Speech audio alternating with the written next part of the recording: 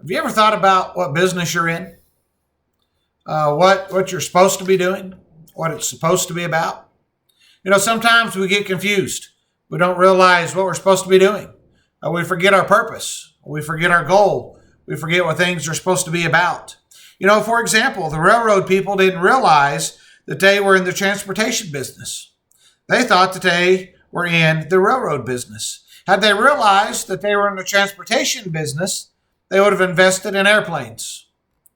But they thought they were in the railroad business, and there was no need to be in the airplane business.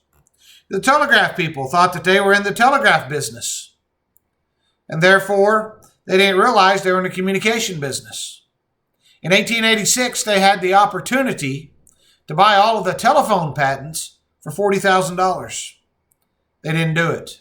Because why? They were in the telegraph business, not the communication business. You see, had they realized what business they were in, had they realized that they were in the communication business, they'd still be thriving today in that regard. What about Christianity? What business are we in? We've been talking about change, and we've been talking about opportunities to take, and we've been talking about moving into the future. In order to do that, we have to realize, what business are we in? What's our end goal? What's our product?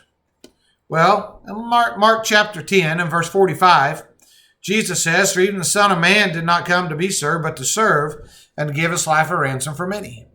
Jesus understood that his life on this earth was not about what you can do for me, but it's about what he could do for us. In Luke chapter 19 and verse 10, we find these words, "For the Son of Man has come to seek and save that which is lost." He came to serve, not to be served. He came to seek and to save.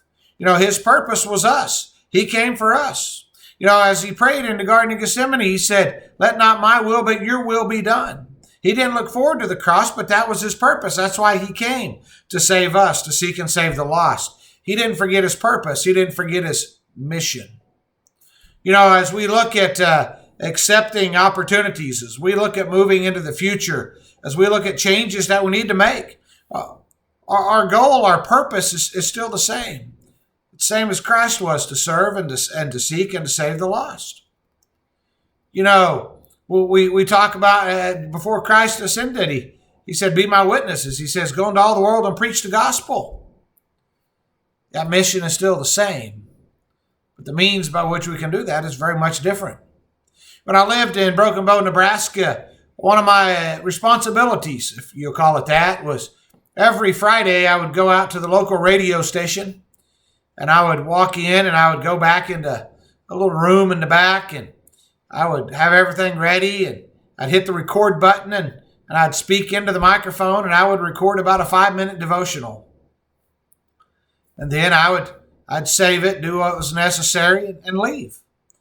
They'd trained me how to do that. I'd go out and do that, and that would come on right before the morning sports on Saturday mornings every week.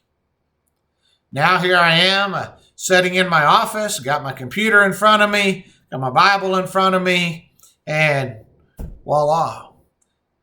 There I was reaching the Broken Bow area. Here, as this goes out to YouTube and Facebook, it can go all over the world.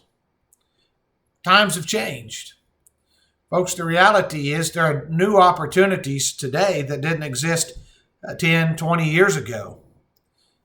And things are changing, and we have to adapt and change with those things, but we don't change the message, and we don't change the mission.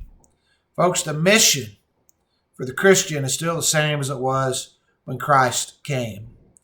It's to serve, not to be served. And it's to try to seek and to save the lost. And we seek and save the lost, and we serve to preach the message, to preach and tell the story of Jesus Christ. I thank you for taking the opportunity to join me today, and I pray that all that you do today and every day will be done in a manner that glorifies God.